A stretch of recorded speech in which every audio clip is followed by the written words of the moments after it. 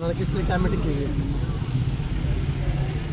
आज हम टोहाना में पहुंचे हुए हैं। भारतीय किसान यूनियन के संगठन के साथियों की एक मीटिंग फतेहाबाद जिला की ली गई है।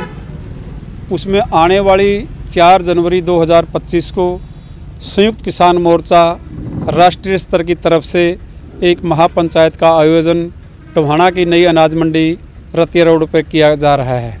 उसके लिए गांव-गांव गली-गली प्रचार करेंगे और अपने साथियों को ज़्यादा संख्या में प्रदेशवासियों को मेरी तरफ आपके मीडिया के माध्यम से एक अपील है कि जो केंद्र की सरकार हमारे खिलाफ एक नया कृषि नीति लेकर के आई है, वो 3 कृषि काले कानून से भी भयंकर है।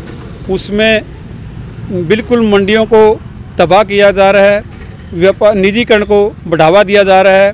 बिजली की जो देश के प्रधानमंत्री ने 13 महीने के किसानी आंदोलन के बाद जो हमारे से लिखित में वादा किया था, केंद्र की सरकार उस वादे से बिल्कुल वादा खिलाफी करने जा रही है। कृषि नीति को राज्य के ऊपर थोपने का काम जो किया जा रहा है, उसके विरोध में और पूरे जो केंद्र की नीतियां किसानों के खिलाफ हैं, उसको किसानों को जागृत करने के लिए संयुक्त किसान मोर्चा की तरफ से यहाँ एक फतेहाबाद के टोहाना शहर में रैली का आयोजन किया जा रहा है। इसके लिए आज का हमारा ये प्रोग्राम था।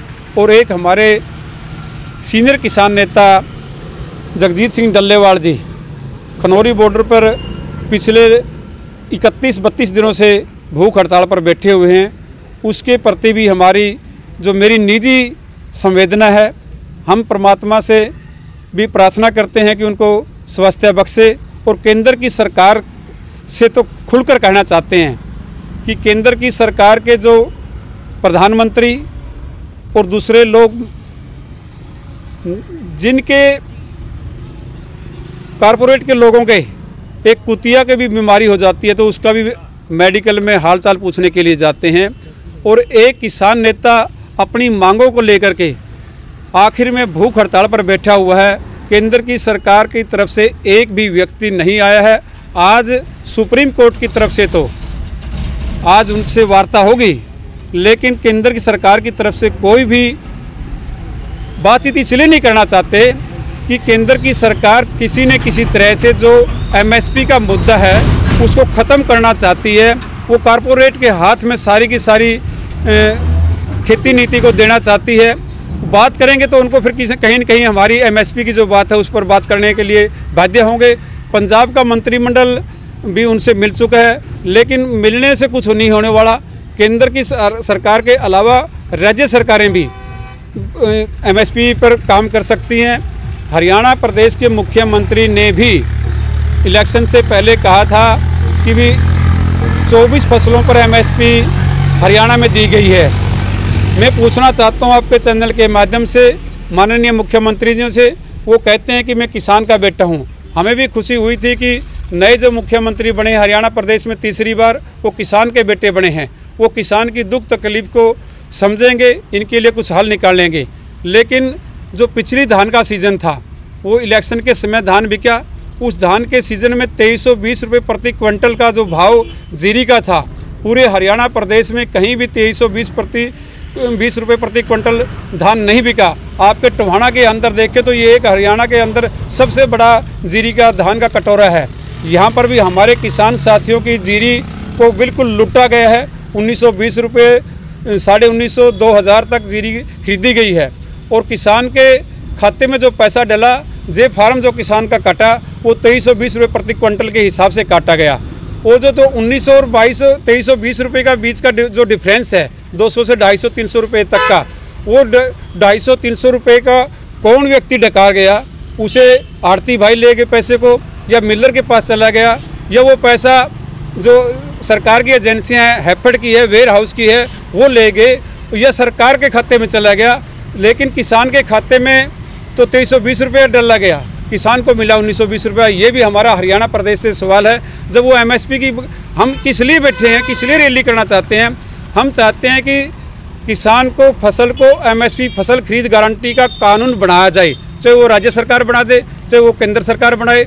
उसके बाद चाहे वो प्राइवेट कंपनियां खरीदें, चाहे लाला भाई खरीदे, चाहे सरकार खरीदे, हमें इससे कोई आपत्ति नहीं है। सरकार का कोई नेता बातचीत करना चाहता है, कोई बात करेगा, तो क्या आप लोग तैयार हैं बातचीत करने के लिए, मध्यस्थता? बिल्कुल तैयार हैं जी। हमने तो आज तक कभी सरकार से टेबल पर बात करने के लिए हम तैयार हैं। दिल्ली में भी जो 23 बार बातचीत हुई किसानों के साथ, उसमें भी हम सब लोग किसान के साथ गए। देश के प्रधानमंत्री को हमने डीसी के माध्यम से इस पिछली 23 तारीख को पूरे देश के अंदर लगभग 500 जिलों के अंदर हमारे 10 लाख लोगों ने मांग पत्र दिया कि सरकार का कोई व्यक्ति हमारे से बात करे। मैं आपके चैनल के माध्यम से बताना चाहता हूं, मैंने हरियाणा के राज्यपाल को भी हरियाणा संयुक्त किसान मोर्चा की तरफ से ईमेल के माध्यम से भी, टेलीफोन के माध्यम से भी समय मांगने का प्रयास किया कि जो किसान के ऊपर अत्याचार हो रहा है। माननीय राज्यपाल जी ने जब हमने पहले ज्ञापन दिया था, उस दिन उन्होंने स्वयं कहा था हमारे से कि आप लोग दिल्ली के, चंडीगढ़ के पंचकुला में क्यों बैठे हुए हैं सड़कों के ऊपर, 80 साल के व्यक्ति को क्यों ले रहे हैं? आप हमारे से डायरेक्ट बात कीजिए, फ़ोन के माध्यम से बात कीजिए, ईमेल के माध्यम से बात कीजिए। लेकिन हमने भी रिमाइंड भी डाल दिया कल की तारीख में भी बातचीत के लिए, ज्ञापन देने के लिए, और उनकी तरफ से हमारे आज तक तो कोई जवाब आया नहीं। हम उम्मीद करेंगे माननीय राज्यपाल जी भी हमारी बात को केंद्र की सरकार तक, देश के उपराष्ट्रपति जी ने भी हमारे डल्लेवाल जी के ऊपर भी चिंता व्यक्त की थी।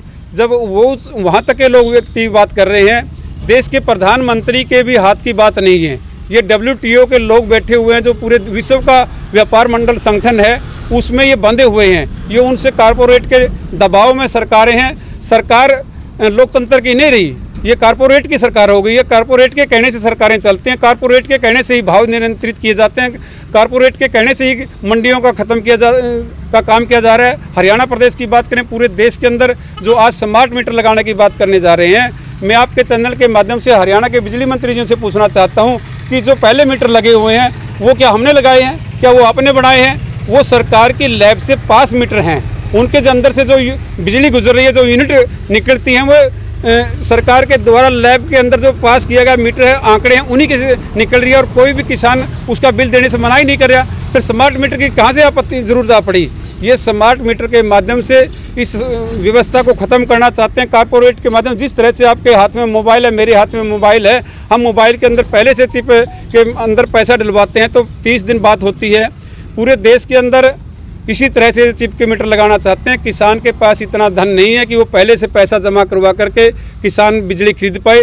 तब खरीद पाएंगे जब हमारी MSP हमारे को दी जाएगी। हमारे पास तो जब फसल बिकती है, 6 महीने के अंदर किसान अपनी फसल का बेचने के बाद अपने बच्चों की फीस देता है, अपनी शादी बच्चों की कर पाता है, मकान चुनने का तो उनके पास ब्योत ही नहीं बचा। जब